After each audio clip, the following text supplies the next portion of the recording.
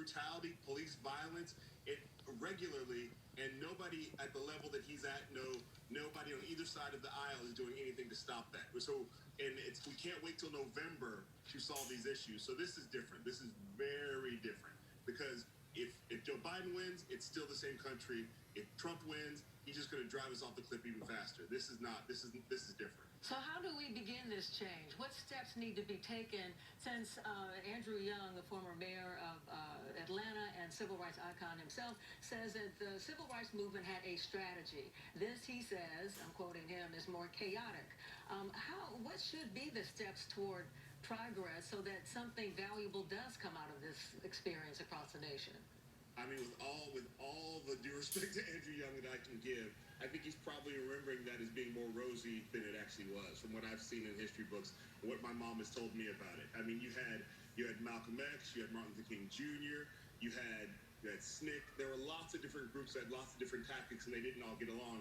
And even the people in Martin Luther King Jr.'s movement didn't always agree that nonviolence was the way, or that a march was the way to do it. A lot of people thought that march was meaningless. So I think that the problem is that we have convinced ourselves, and this is no disrespect to Andrew Young, he's an icon and a hero, but I think a lot of times we convince ourselves that something was won back then, when really it was just something we got the conversation mainstream, but nothing was won then.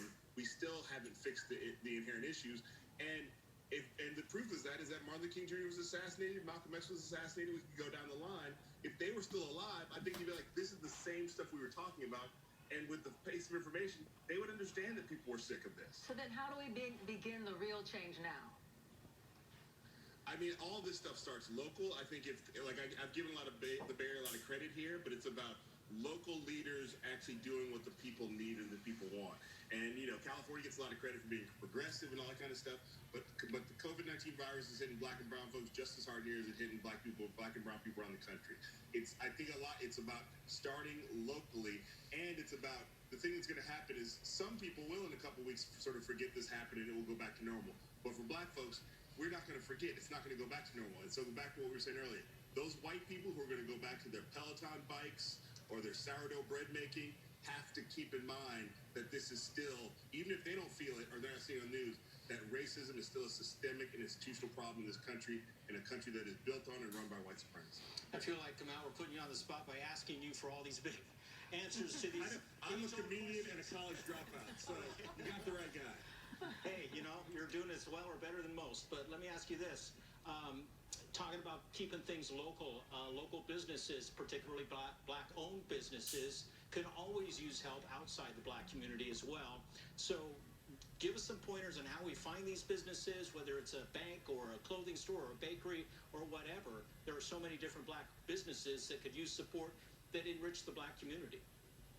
I mean, I think it's about knowing where your dollar's going, and I think it's really key to be aware of who the businesses are in your neighborhood, who owns them, and what they're doing in the community. And I think there's, certainly I could name any number of black-owned businesses. There's Red Bay, there's Lois the Pie Queen. There's like any number of black-owned businesses in the Bay Area I could name.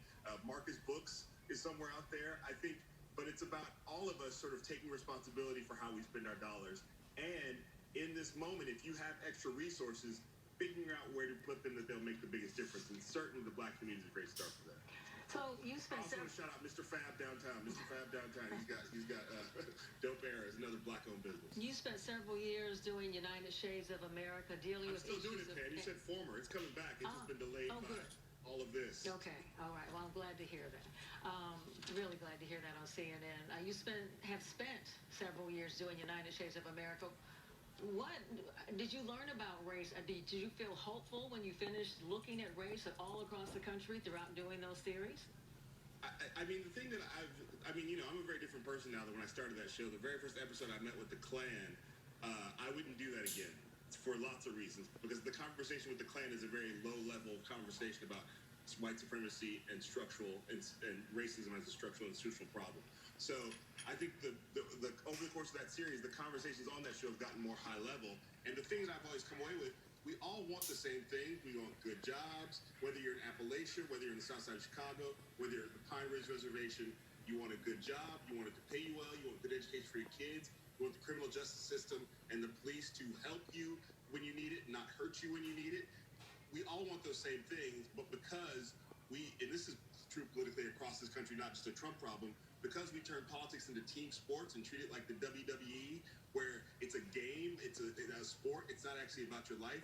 We've allowed the people in power in this country, and Trump is the best example of this, to divide us up over nonsense. And I think that if we could get out of thinking politics as a team sport, and there's a lot of younger politicians who are doing that. AOC, Barbara Lee is not a younger politician, but she's certainly doing that, and really talk about the people. I think that's what we need to do. I think we need to stop letting politicians convince us that it's a team sport. W. Kamau Bell, we appreciate your insights, host of United Shades of America on CNN. Pam, you know when you call, I'm there. When you call, you just said Pam Moore, I said I'm there. You're a sweetheart. Thank you very much for being with us tonight, Kamau. Thank you. We want to